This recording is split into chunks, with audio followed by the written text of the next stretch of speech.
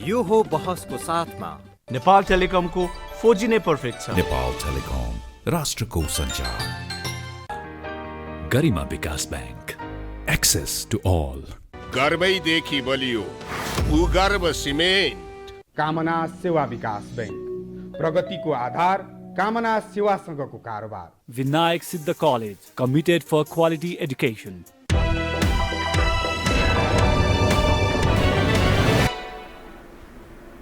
नमस्कार, यो बहसमा म यहाँहरूलाई हार्दिक स्वागत गर्दछु।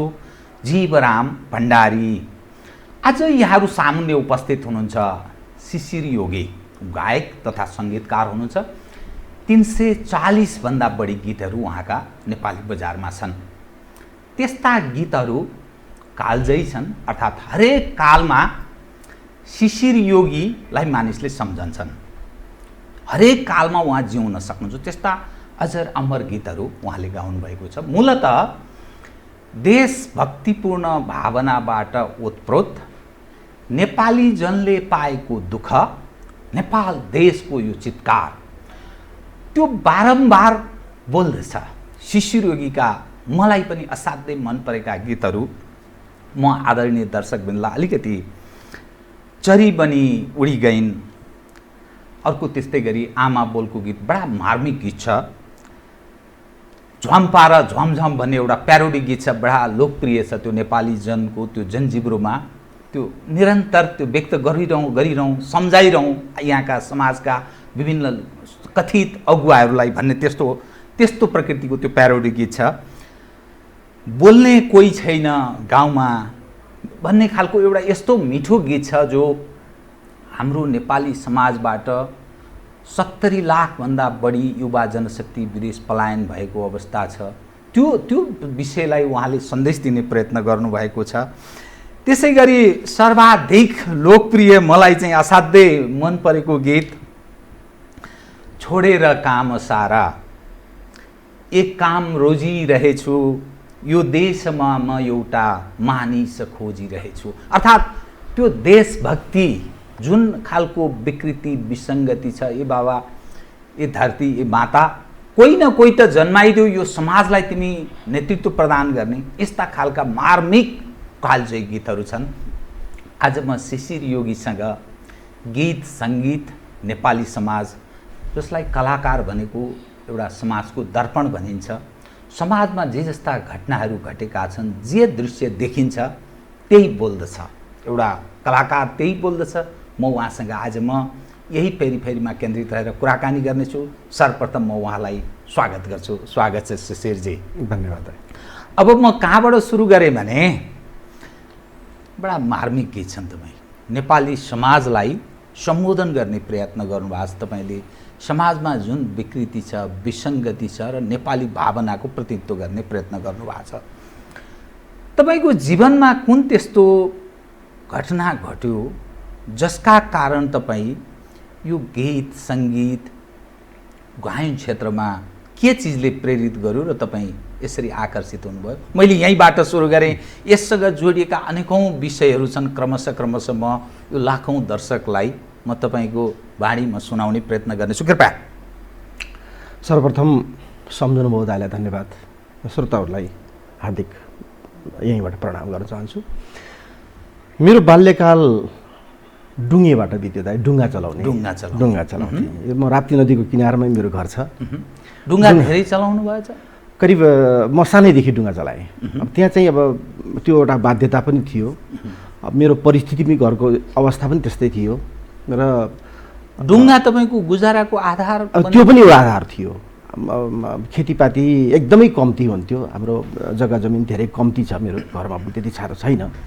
त्यसले गर्दाखेरि त्यो डुङ्गाबाट चलाएर आएको आम्दानीबाट अनि केही नुन तेल चामल यताउता घरको गर्जो पनि टाढ्थ्यो होइन। त्यो डुङ्गा खियाउँदाखेरि अनि त्यहाँ अब त्यो डुङ्गामा चढ्ने मान्छेहरू, पारीबाट पारी गर्ने मान्छेहरूलाई म त्यति बेला गीत गाउँथेँ। जाने वालो जरा मुड़ के देखो मुझे, एक इंसान हूँ मैं, होइन। यो रफीको गीतहरू जब गाउँथेँ, मोहम्मद रफीको, तर त्यसरी गाउँदाखेरि एक खालको म एकदम डुबेर गाउँथेँ र दाइले मलाई प्रश्न गर्नुभएको कहाँबाट तपाईँ प्रेरित हुनुभयो भन्ने आयो।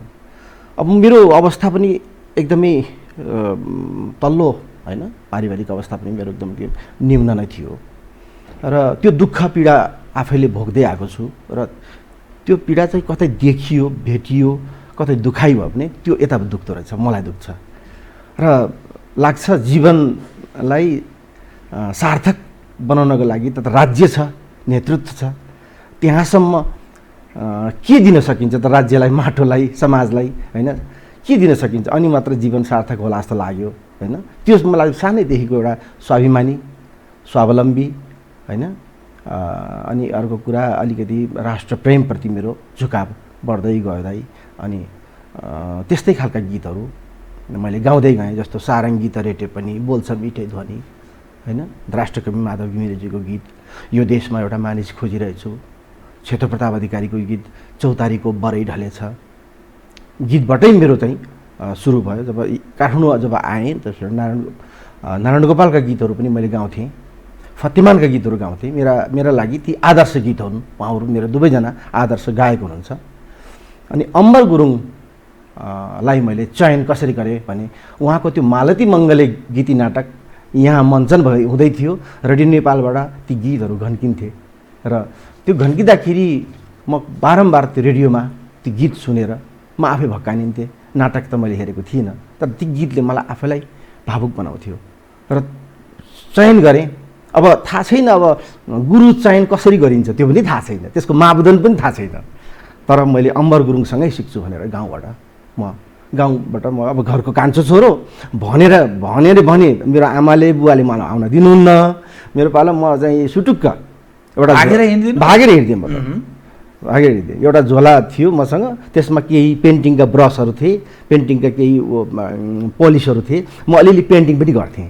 त्यो सृजना पनि तपाईँको थियो मसँग, त्यो थियो। त्यसले गर्दाखेरि म जसरी पनि म बाँच्न सक्छु, तर म सङ्गीतकै लागि भनेर काठमाडौँ छिरेपछि होइन, एकजना भेषराज पाण्डे भन्ने व्यक्ति त्यही बसमा बस्नुभएको थियो। काठमाडौँ तपाईँ आउँदाखेरि त्यही बसमा, त्यो साझा बसमा त्रिपुरेश्वरमा ओर्लिएँ, ढुङ्गा खोज्दा त्यो उता मिले जस्तो भयो दाइ है, त 8 म पुर्याउँछु भन्ने छ नि दैवले, त्यो हुने रहेछ। अनि म कहाँ गएर बस्ने पनि थाहा थिएन, कस्तो पागलपन हेर्नुहोस् न। म त्यो पागलपन सम्झिन्छु आज, तर कहिले बिर्सिँदैन। त्यो पागलपनले म हिँडेको छु होइन। दुःख सँगसँगै मानिसलाई त्यसले सफलताको चुलीमा पनि पुर्याउँछ र जति पनि महान व्यक्तिहरू त्यो गरिबीबाटै उठेर त्यो महान हुने काम गरेछ, मेहनतले त्यो ठाउँ स्थान चुम्छ। बताउनुहोस् त। त्यसपछि भेषराज पाण्डेजी भेट्नु, ओहो शिशिरजी कहाँबाट तपाईँ आज भयो, त्यो दिनभरि बाटोमा कहीँ भेट भएन, तपाईँ त ओर्लिनु पनि भएन। ए बाबा मसँग पैसै छैन, कसरी ओर्लिने, कहाँ ओर्लिने, 250 रुपियाँ छ, अब त्यसले चाहिँ कमसेकम काठमाडौँ पुगेपछि केही न केही गर्छु टर्ला भनेर त्यो बचाएर राखेर भोक्कै हेर्नुहोस् है। त्यो हिम्मत केही खाइन, म सिटबाटै ओर्लिनँ दाइ है। अनि बेलुका 2टा ढोका थियो, म पश्चिमको ढोकाबाट, म पूर्वको ढोकाबाट निस्किनु भयो है, अर्को ढोकाबाट ठ्याक्कै जम्का भेट भयो।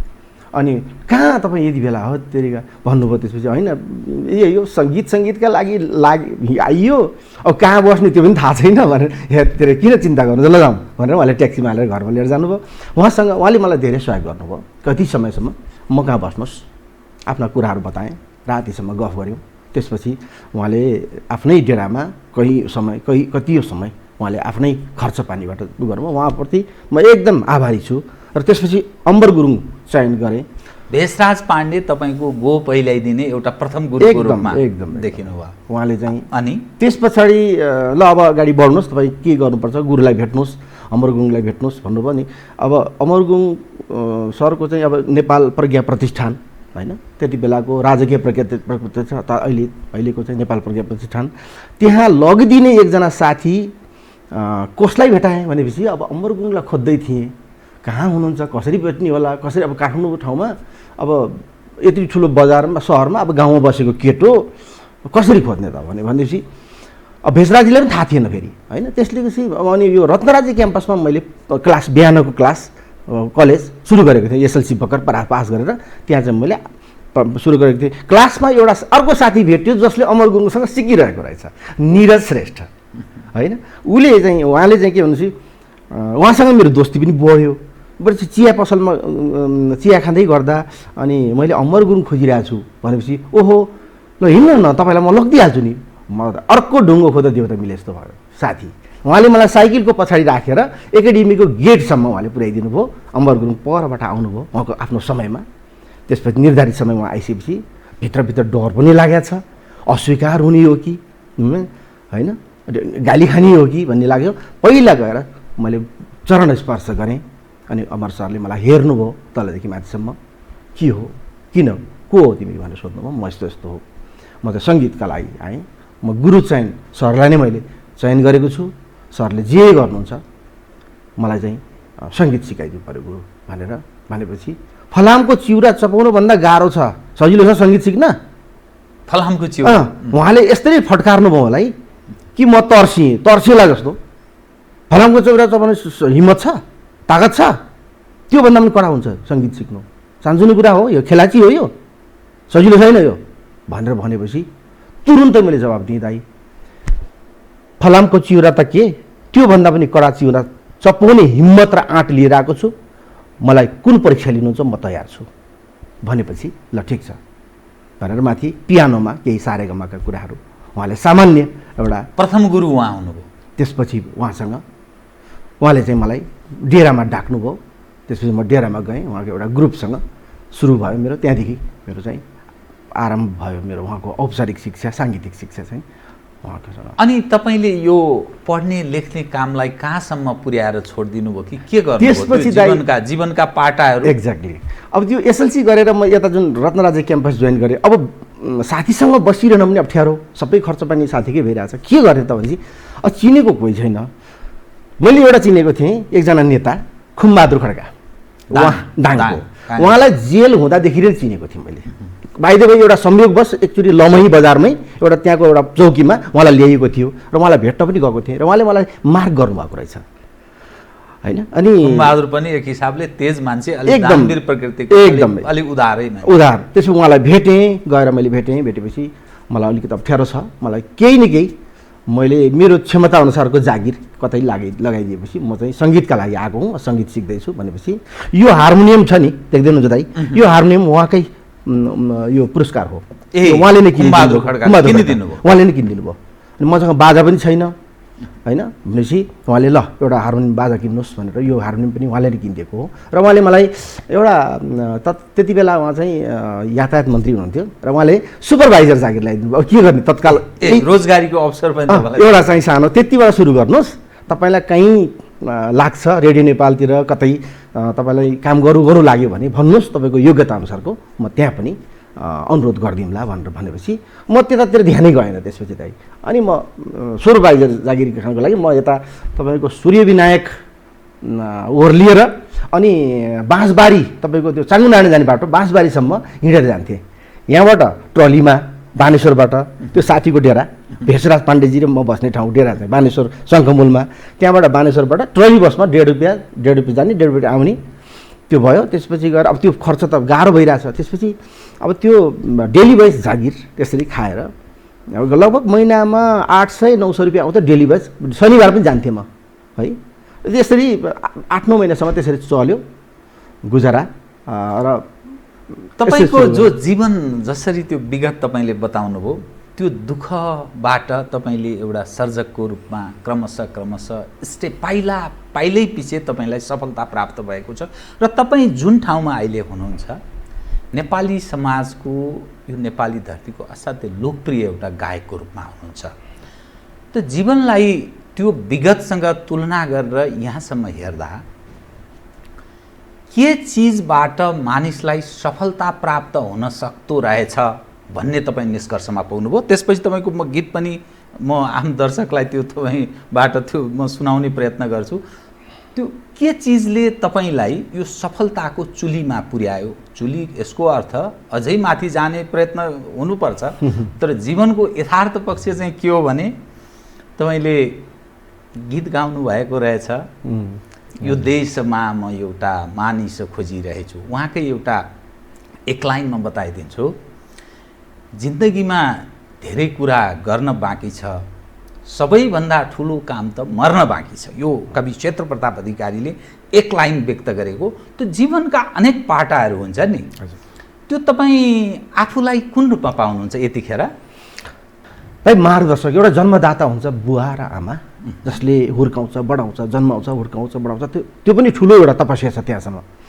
त्यही भएर मैले आमाको गीत गाएको छु, बाको गीत गाएको छु, बा दुइटैको छ होइन, त्यो एकदम श्रद्धापूर्वक गरेको छु। कवि अर्जुन पराजुलीको दुइटै गीत लोकप्रिय छन्। अब आयो जन्म दिएर मात्रै पुगेन, जन्म दिनुभयो, कर्म दिनका लागि गुरु चाहिन्छ, मार्गदर्शक चाहियो। असल मार्गदर्शकको त्यो दर्शन बिना र त्यो बिना मान्छे सफलता हुँदैन। त्यसले असल मार्गदर्शकले के सिकाउँछ भने दाइ जिन्दगीको जीवनको यथार्थ भनौँ एउटा तितो सत्य पनि उजागर गरिदिन्छ, मनको मैलोपन पनि पखालिदिन्छ, अनुशासित बनाइदिन्छ, नैतिकवान बनाइदिन्छ। नैतिकता के हो होइन, जीवनको मूल्य मान्यता के हो, सार्थक जीवन के, असार्थक जीवन के होइन भन्ने यी कुराहरू र ज्ञान कुन बाटो लियो। जस्तो म सङ्गीतको बाटोबाट, साहित्य सङ्गीत र कला तिनटै छन् नि त, यो त समाजको प्रतिबिम्ब हो, डेफिनेटली ऐना हो, एकदम सर्लङ्ग हुन्छ। त्यसले गर्दा मैले सायद अम्बर गुरुङ मैले गुरु चयन नगरेको भए सायदै म यति सफल हुन्थेन होला जस्तो पनि लाग्छ। त्यति महान गुरु मैले गुरु पाएँ। तपाईँका हरेक गीतहरू नि देशभक्तिपूर्ण भावनाबाट ओतप्रोत भएको, नेपालको जो गरिबी छ, अभाव छ, पछौटेपन छ, यावत अशिक्षा यावत चिजहरूको प्रतिनिधि पात्रको रूपमा तपाईँले त्यो गीत सिर्जना तपाईँको त्यस्तो छ, कोकिल कण्ठ छ, त्यो भरि छ नि, प्रकृतिले दिने एउटा चिज हो। तर हरेक चिज त्यो कोकिल जो कण्ठ छ नि त्यो बडा कठिन छ, धेरै ठुलो साधना, धेरै ठुलो एउटा ईश्वरीय दानको रूपमा पनि कतिपय मानिस व्याख्या गर्छन्। तपाईँको एउटा गीत सुनाउँ त, तपाईँलाई आफै चयन गर्नुहोस् एउटा गीत, हाम दर्शकलाई सुनाइदिनुहोस् कृपया।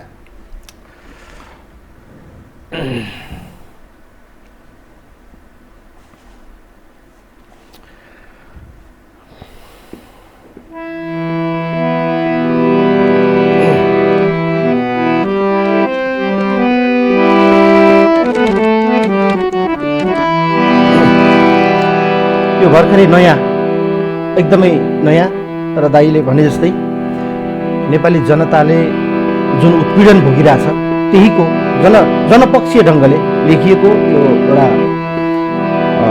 भूपेन्द्र खत्रीद्वारा रचित नयाँ गीतबाट सुरु गर्छु र लोकप्रिय गीत म पछि पनि सुनाउँदै गर्छु।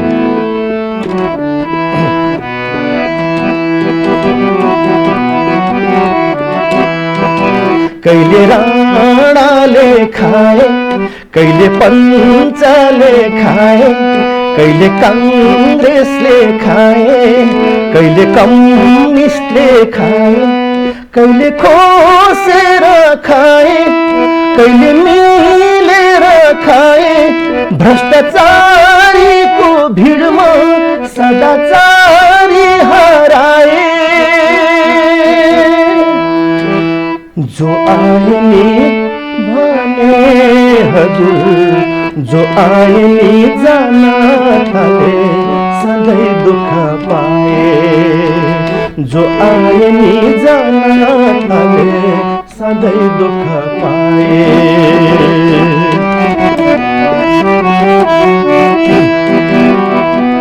ठुला ठुला कुरा गर्छन् छैन काम केही, हिजो पनि आज पनि खाली भाषण त्यही।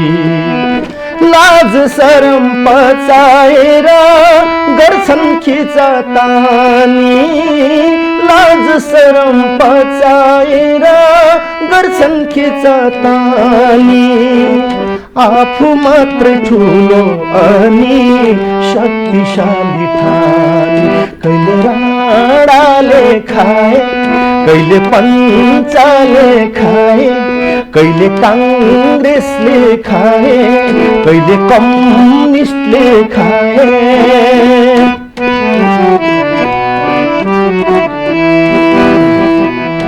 एउटालाई सिद्ध्याउन मिल्छन् अर्कोसित, कहिले त्यही बैरी हुन्छ कहिले त्यही मित चल्छन् कसको इशारामा यिनलाई चिन्न गाह्रो चल्छन् कसको इशारामा यिनलाई चिन्न गाह्रो जनताको आँखाभरि हालिरहन्छन् छारो कहिले राणाले खाए कहिले पञ्चले खाए कहिले काङ्ग्रेसले खाए कहिले कम्युनिस्टले खाए। अब अन्तिममा आएमा सबै मिली एउटा नयाँ बाटो खोजौँ अब त्यही बाटोमा हिँड्ने मात्रै नेता रोजौँ अब नबसौँ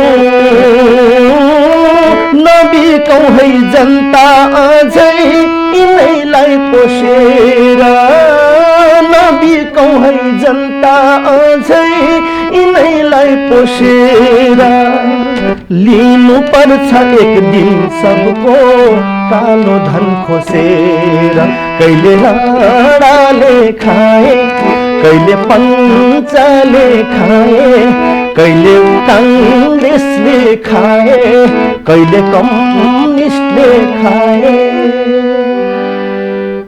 बहुत सान्दर्भिक नेपाली समाजको पछिल्लो यथार्थपरक विषयलाई तपाईँले उठान गर्ने प्रयत्न गर्नुभएको छ के यो सार्वजनिक भइसक्यो कि भएको छैन त?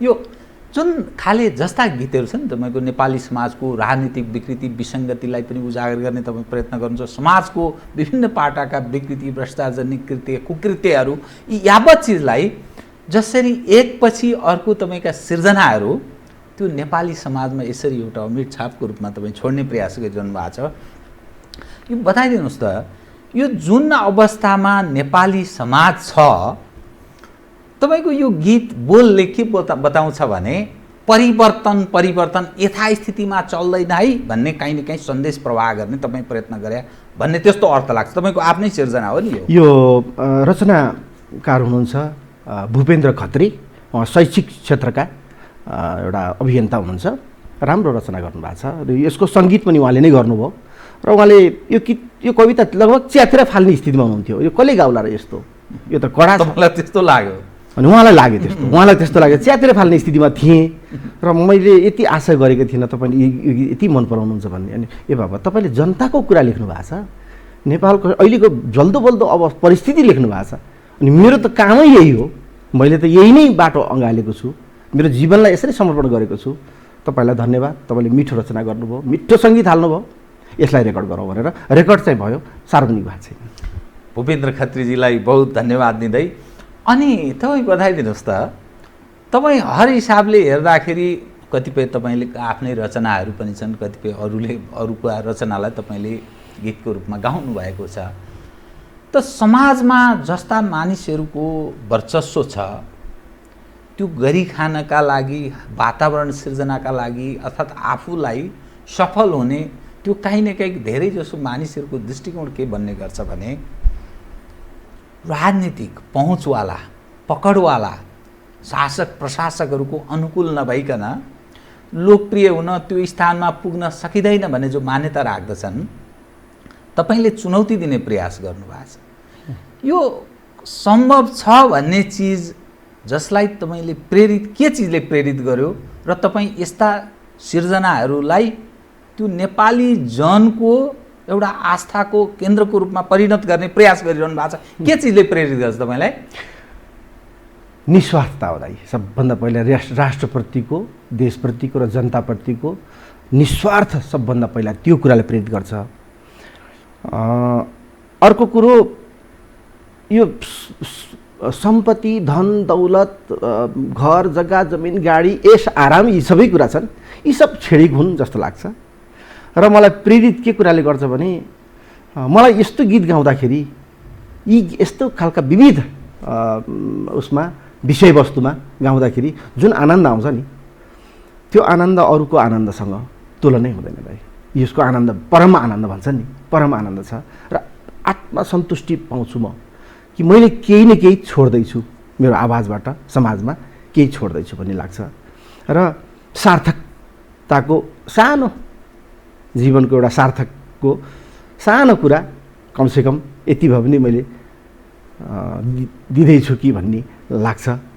माया प्रीति रोमान्स त्यो गीतका मूलत यस्ता भाकाहरू यो पक्षलाई बढी काहीँ न काहीँ पछिल्लो पुस्ताले अलिक ग्रहण गरेको, अलिकति त्यसलाई चाहिँ नजिकबाट त्यही चिजलाई बढी ग्रहण गर्ने प्रयत्न गरेको अर्थ लाग्छ। तपाईँका हरेक गीत भावनाहरू अरूले सृजना गरेको भए पनि तपाईँले गीत चाहिँ त्यस्तो गीत गाउने प्रयत्न गर्नुभएको छ।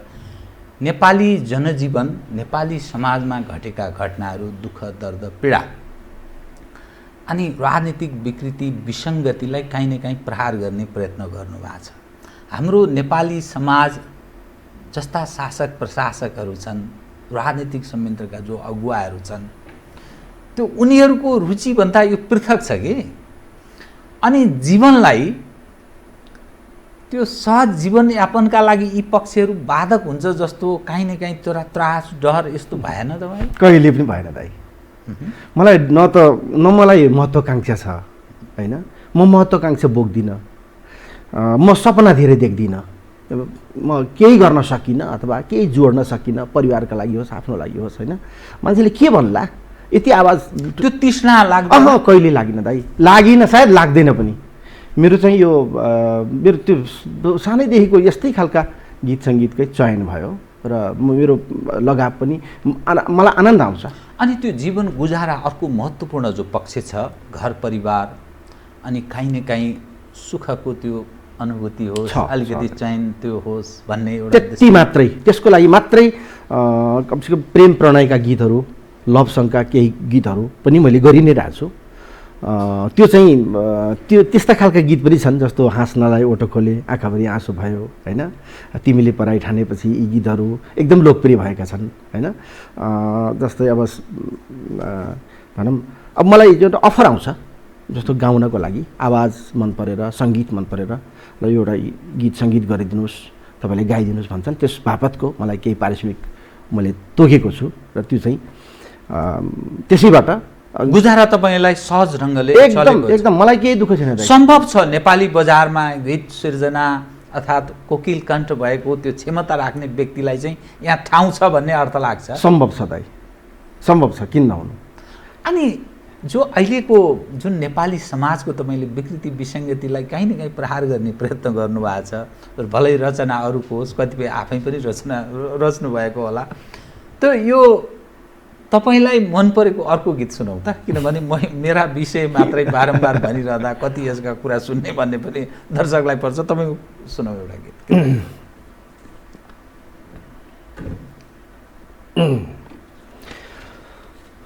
अब अहिले भर्खर जुन गीत गाएँ त्यसको एउटा कन्क्लुजन भनौँ, त्यसको एउटा निचोड, एउटा उत्तर भनौँ जस्तो पनि भयो। अब यसलाई एउटा के भन्छ त्यसलाई, त्यसको सटायर पनि भन्ने पनि भयो, व्यङ्ग्य पनि भयो। अब यो यथार्थ पनि छ यो गीत। मरिलानु के नै छ र, मरिलानु के नै छ, जीवन अन्तत्व गत्वा दाइ पोइन्टमा आएको नि, मरिलानु के नै छ र। यो शीर्षकमा एसपी सापकोटा जो समाजसेवी हुनुहुन्छ उहाँको कलम पनि राम्रो चल्छ र उहाँलाई मैले धुन बनाएको थिएँ। त्यो धुनमा यो धुन मैले यो फिलिङमा र यो थिममा यो धुन बनाएको र यो धुनमा तपाईँले यसरी लेख्नुहोस् कि त्यो मान्छे एकचोटि हल्लियोस्, बाध्य होस् कि त्यो एकचोटि झकझकिएर आफैतिर फर्केर आफैलाई प्रश्न गर्न बाध्य होस्, त्यस्तो खालको एउटा गीत लेख्ने प्रयास गर्नुहोस् भनेर असाध्यै राम्रो लेख्नुभयो। यो गीत म भर्खरै रेकर्ड भएको छ, यो पनि बाहिर आउने तयारीमा छ।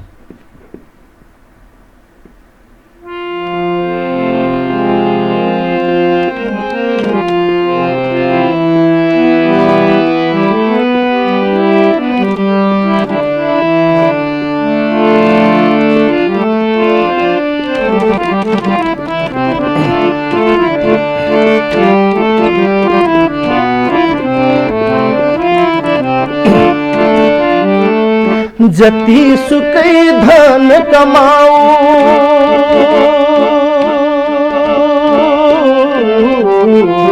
जति सुकै धन कमाऊ मोज मस्ती जति गर बाँचुन्जेल मात्रै नै हो मरिलानु के नै छ र बाँचुन्जेल मात्रै नै हो मरिलानु के नै छ र जति सुकै धन कमाऊ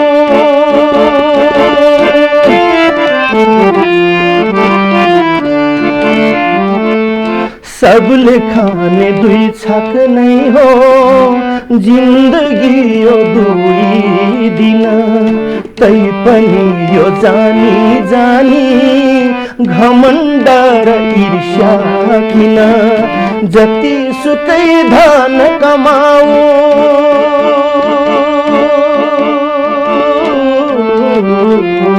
जति सुकै धन कमाऊ मोज मस्ती जति गर बाँचुन्जेल मात्रै नै हो मरिलानु के नै छ र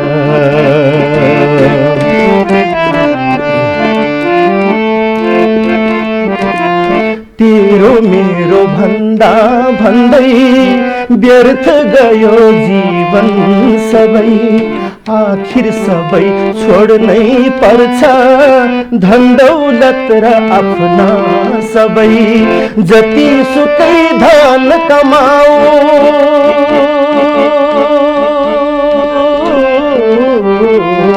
जति सुकै धन कमाऊ मोज मस्ती जति गर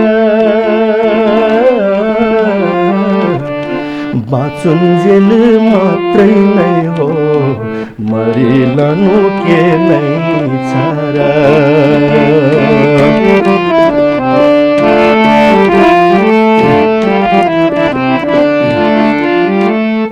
एकैछिनको आँसु हो त्यो आफन्त हुँ भन्ने पनि घातसम्म मात्रै नै हो मलामिति बन्ने पनि जति सुकै धन कमाऊ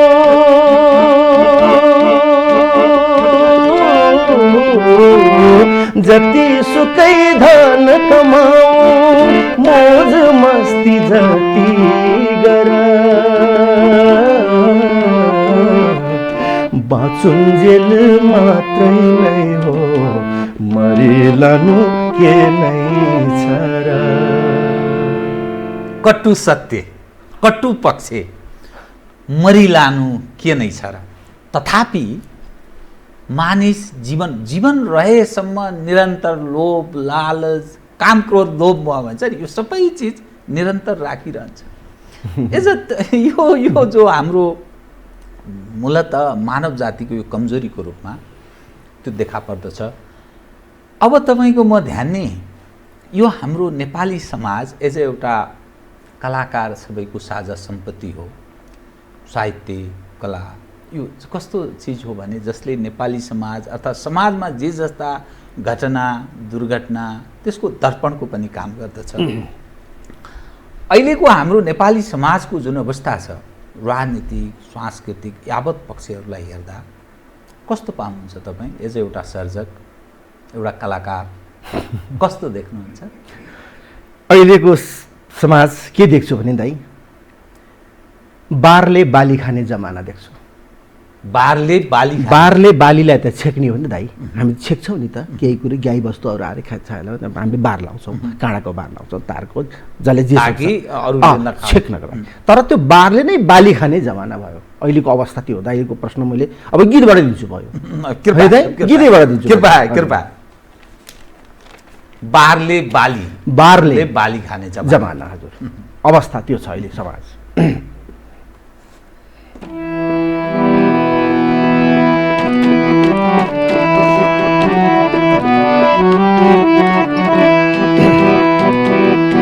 मेरो आँखा यस्तै हो कि देख्छु सबै उल्टो,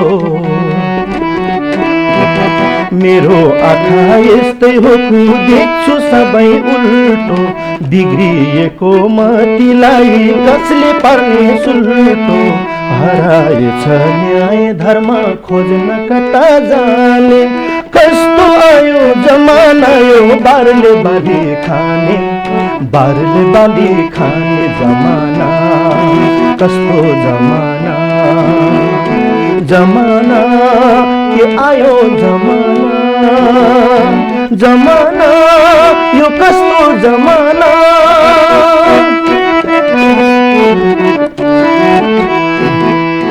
दाजु छैन दाजु जस्तो बाउ छैन बाउ छोरीको नै इज्जत लुट्न खोजिरहेछ दाउ मामाले नै भान्जा भान्जी अपहरण गर्ने विश्वासिलो छैन कोही कसको शरण पर्ने कस्तो आयो जमाना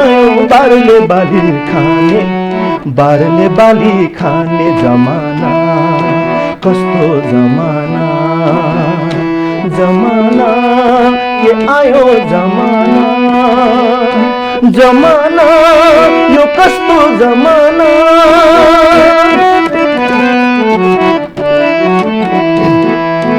बैंक खाताको आफ्नो पैसा बैंकमै हराउने आफ्नो जग्गा मालपोतबाट मालपोतमै हराउने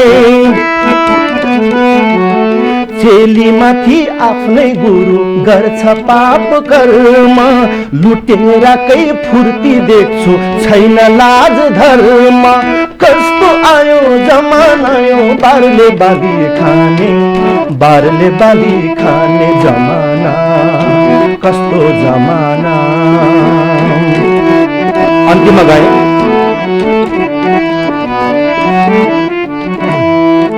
जसले रक्षा गर्नु पर्ने उही हुन्छ भक्षक सके जति लुट्ने सबै कोही छैन संरक्षक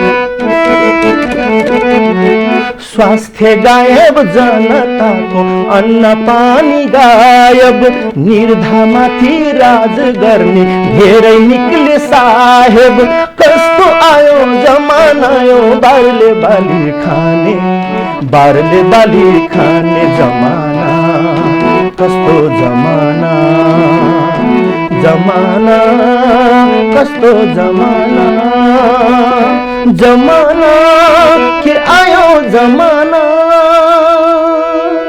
बारले बाली खाने कस्तो आयो जमाना अब तपाईँ यो जति पनि दर्शक हुनुहुन्छ शिशिर योगी उहाँको परिवारजनको अवस्था के छ कसरी जीवन चलिरहेको छ यो पनि अलिकति काहीँ न काहीँ तपाईँ पृष्ठभूमिमा रहेको पक्षलाई सुन्न चाहन्छन् इच्छुक हुने स्वाभाविक हो बताइदिनुहोस् न म चाहिँ घरको कान्छो छोरा हुँ अब हामी 3 बहिनी 2 भाइ मध्ये म कान्छो छोरा मभन्दा मुनिको बहिनीहरू हुन् सबैको आफ्नो घर गृहस्थी छ गाउँमै हो गाउँ भनेको मेरो दाङ जिल्ला देउखुरी त्यो अहिलेको राजधानी स्थापित भएको लुम्बिनी त्यो नजिकै छ त्यहाँ मेरो पैतृक सम्पत्तिहरू त खासै बुवाको शेषपछि बुवा बित्नुभयो आमा त हुनुहुन्छ खासै छैन थोरै सानो टुक्रा केही होला बचेको त्यहाँ चाहिँ अब दाइ भाउजू आमाहरू बस्नु भएको छ हैन त्यसपछि अब दाजु नारायण योगी अहिले राजनीतिक उसमै हुनुहुन्छ पार्टीमै हुनुहुन्छ यो गीत सुनेर चाहिँ उहाँलाई चित्त दुख्ने त स्थिति छैन अब चित्त त्यस्तो त अहिले छैन सम्म केही भन्नुभएको छैन हैन अनि म चाहिँ अब मेरो सानो परिवार मेरो श्रीमती छिन् त्यसपछि म चाहिँ काठमाडौँमै बस्छु अब मेरो सानो छोरा पहिलो ठुलो छोरी अलि ब्याचलर पढ्दैछन् छोरीले ब्याचलर सकिन लाग्यो अनि छोरो अहिले 12 क्लासमा संयोग योगी उनी गायक पनि हुन् गाउँछन् पनि बाल्यकालदेखि आवाज मिठो छ उनको केही फिल्ममा गीत पनि गाए अनि त्यसपछि अहिले 12 मा पढ्छन् अनि हामी 4 जनाको सानो परिवार छ अनि यसै छ दाइ गीत संगीतकै जस्तै अनुरोधबाट मलाई अफरहरू आउँछ त्यसैबाट आएका पारिश्रमिकबाट जीवन गुजारा सहज गुजारा चल्छ, चलेको सहज छ। जीवनयापन छ। अनि केही कुराहरू अब मेरो श्रीमतीको पनि अब पेवा गाउँदेखि अब सानै बच्चैदेखिको बाख्रा पालन अब भनौँ न गरेको मेरो सासु आमाले छोरीको लागि केही गरिदिएको कुराहरूले गर्दाखेरि उनको पनि केही सञ्चय गरेकी छिन् होइन, र त्यो चाहिँ अब त्यही सञ्चयबाट पनि त्यसको चाहिँ ऊबाट पनि चल्छ र मेरो पनि सहयोग हुन्छ। त्यो जीवनका बारेमा जो कटु पक्ष तपाईँले उजागर गीत मार्फतै जो प्रयत्न गर्नुभयो, जीवन केही छैन, यो क्षणभङ्गुर छ, अन्ततोगत मृत्यु भएर जाने हो, त्यसकारण जीवनका बारेमा यसरी पनि सोचौँ भने सन्देश सायद सर्जकले जसरी सिर्जना गरिदिनु भयो तपाईँको कोकिल कण्ठबाट त्यो व्यक्त भएको छ। जुन हाम्रो नेपाली समाजको जुन अवस्था छ नि, म राजनीतिक विषयमा 1-2 लाइन चाहिँ तपाईँको कुरा पनि सुन्न चाहन्छु। हजुर। तपाईँका मर्मस्पर्शी गीतहरू छन्, अजर अमर प्रकृतिका, जस्तो जुन कालखण्डमा पनि यो तपाईँका गीत मानिसलाई गुनगुनाउन मन लागिरहन्छ, त्यस्तो खालका तपाईँका गीतहरू छन्। मैले केही तपाईँसँग कुराकानी गर्नुभन्दा अलि पहिले मैले सरर सुने, हेरेँ, मलाई मिठो पनि लाग्यो। के चिजले तपाईँलाई बारम्बार घचघचाइरहन्छ? जस्ता गीतहरू तपाईँ चयन गरेर गीत गाइरहनु भएको छ नि, एउटा कोकिल कण्ठ भएको मानिसलाई जस्तो गीतका लागि पनि अवसर हुन्छ, जसले जस्तो अवसर अफर गरे पनि तपाईँ त्यो गीतबाट सहज जीवनयापन गर्न सक्नुहुन्छ। तर तपाईँको छनौट कस्तो देखा पर्छ भने दिन दुखी नेपाली जनलाई काहीँ न काहीँ तपाईँ त्यो चिजलाई घचघचाउने प्रयत्न गरेको पनि देखिन्छ।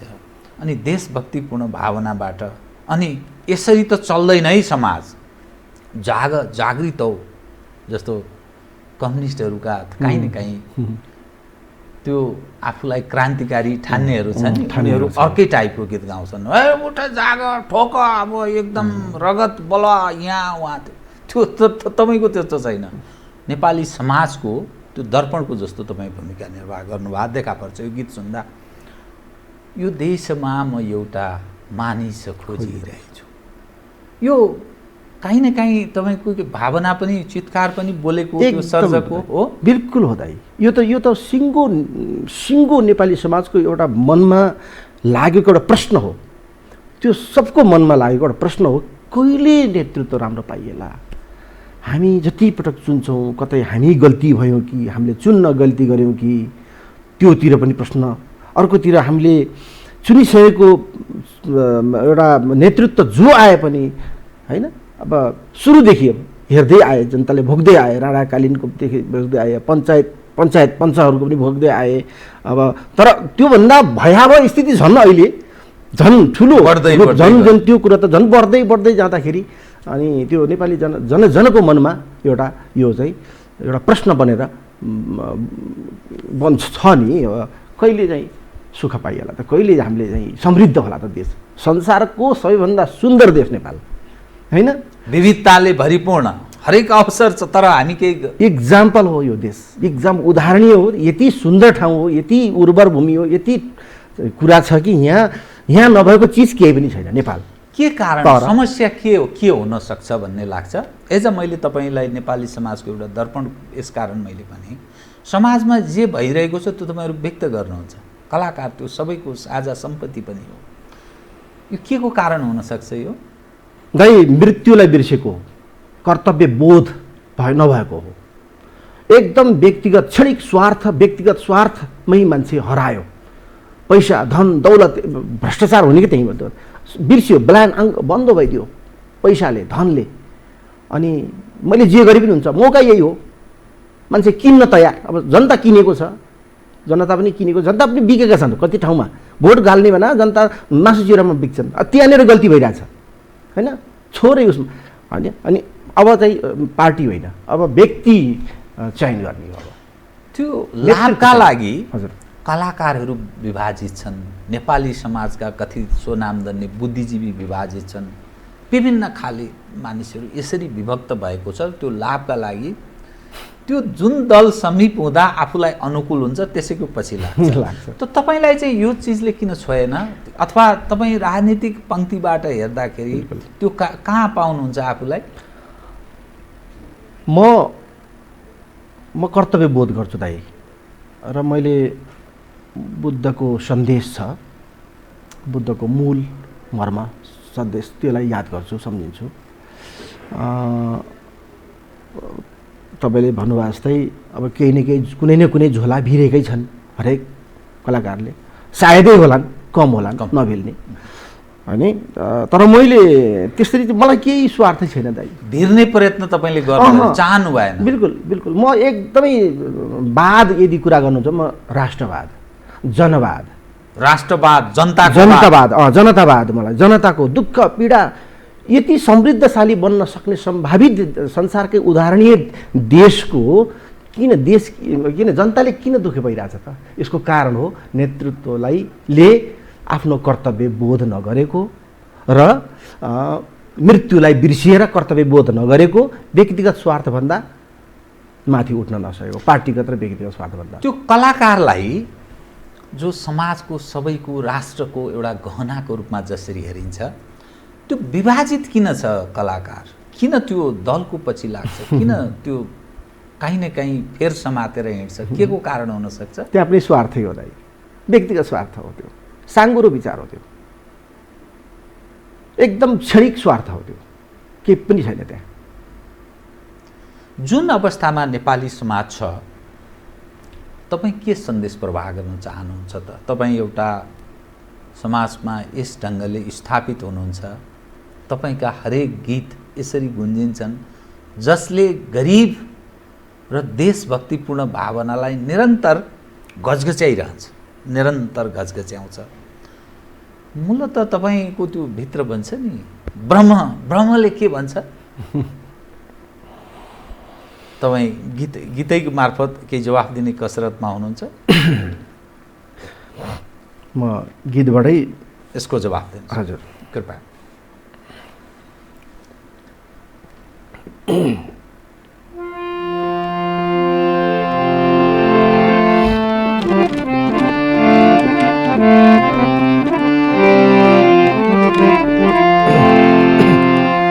छाडेर काम सारा एक काम रोजिरहेछु, यो देशमा म एउटा मानिस खोजिरहेछु, भेटे कहीँ बताए हे राष्ट्र का बटोही, रक्षार्थ जन्मेका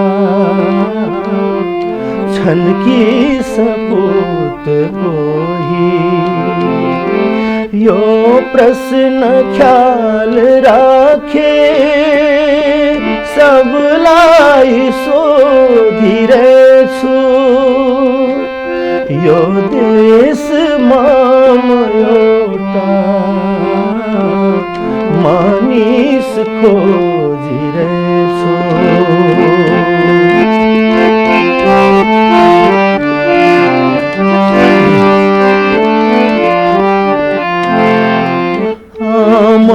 यदि न बाँचे कसको प्यार पिउने, कुन काख मारमाउने कसका निमित्त जिउने, मूर्छित मातृभूमि को प्राण को हरणमा,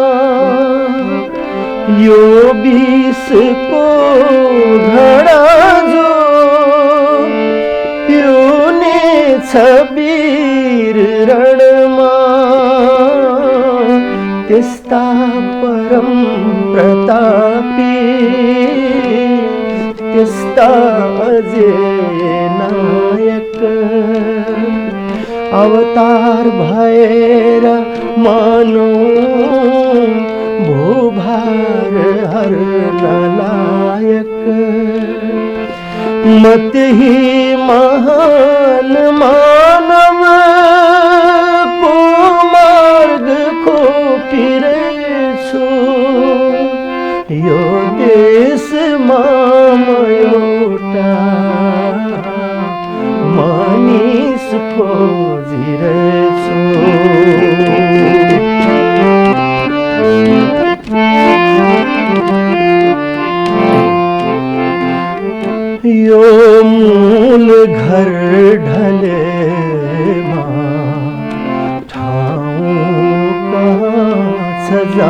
लाने होला कुनै त बाटो जोडेर साथ लाने पाएर शक्ति सत्ता गर्दैन जो कुकर्मा आफ्नै शरीरको जो बुझ्छ भित्री मर्मा सञ्चेतना जगाई यो देशमाथि लाने आशा र उन्नतिको दृष्टि दिएर जाने म त्यही नयाँ भविष्यको बीज रोपिरहेछु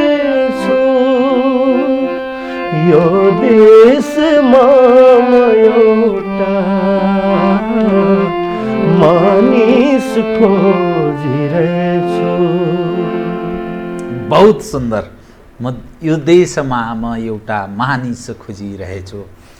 अब जुन अवस्था छ, म कार्यक्रमको ठिक अन्त्यतिर आएँ।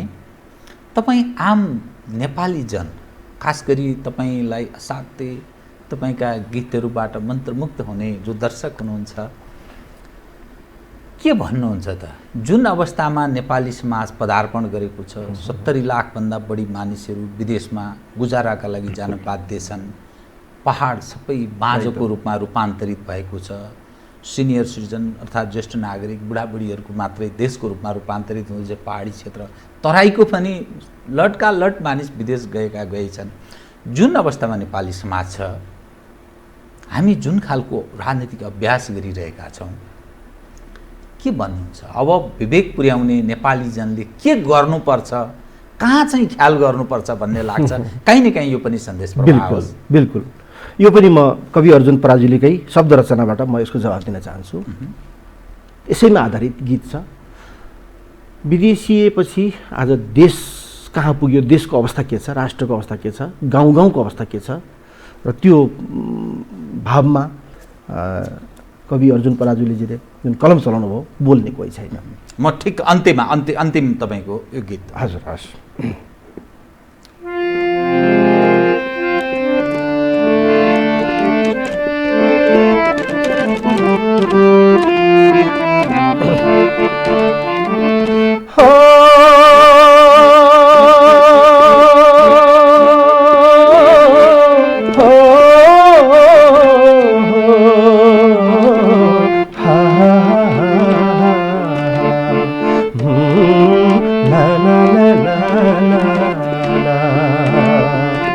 बोल्ने कोही छैन गाउँमा, बोल्ने कोही छैन,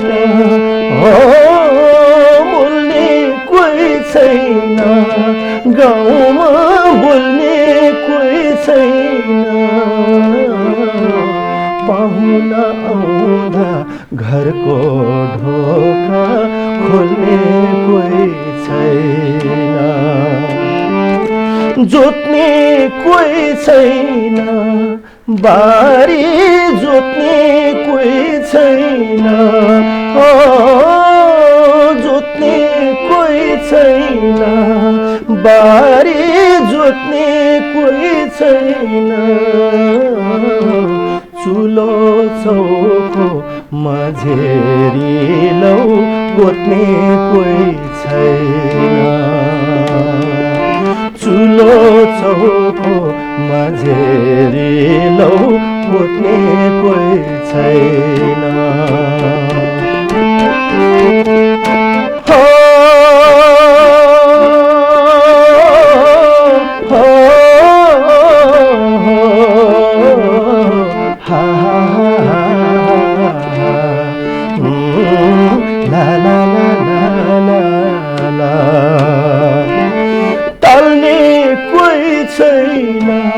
छानो टाल्ने कोही छैन, टाल्ने कोही छैन, छानो टाल्ने कोही छैन, तुलसीको मठमा पानी हाल्ने कोही छैन, ख्याउने कोही छैन, ढुङ्गा ख्याउने कोही छैन, ख्याउने कोही छैन, ढुङ्गा ख्याउने कोही छैन, मर्ने बेला पानी माग्दा ल्याउने कोही छैन, मर्ने बेला पानी माग्दा ल्याउने कोही छैन। बहुत धन्यवाद, बहुत धन्यवाद शिशिरजी। तपाईँले तपाईँका सृजना, तपाईँका कोकिल कण्ठ मैले आम दर्शकवृन्दलाई, जो लाखौँ दर्शकवृन्द अहिले हेरिरहनु भएको छ, तपाईँका विषयहरू कतिपय मानिसहरूलाई ज्ञान नभएका कुराहरू पनि पस्कने प्रयत्न गर्नुभयो। अब केही भन्न मन लागेको छ जुन चिज यसो सोधिदिए हुन्थ्यो भने जस्तो पनि? अब एउटा कुरा, जस्तो हामीले जति बेला यो गीतहरू गाएँ, यसका शब्दकारलाई म एकदमै सम्झन चाहन्छु, जुन अत्यन्त भाव एकदमै सशक्त शब्द रचना मैले गाउन पाएँ उहाँहरूका शब्दले।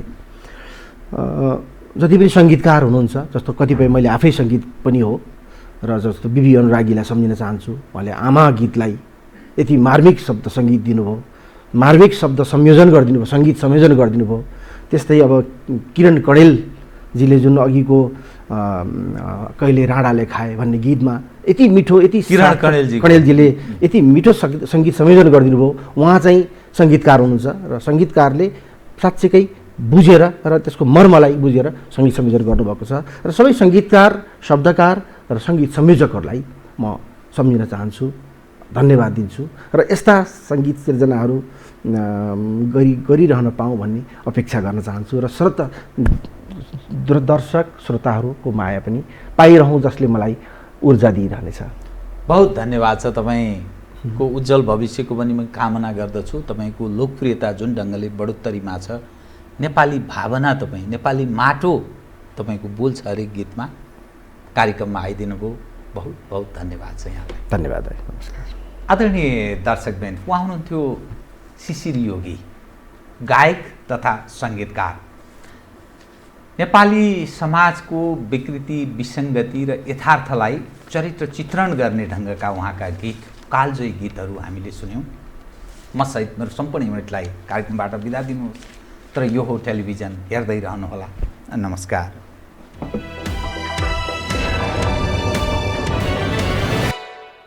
यो हो बहसको साथमा नेपाल टेलिकमको 4G नै पर्फेक्ट छ। नेपाल टेलिकम, राष्ट्रको सञ्चार। गरिमा विकास बैंक, एक्सेस टु ऑल। गर्वैदेखि बलियो भूगर्भ सिमेन्ट।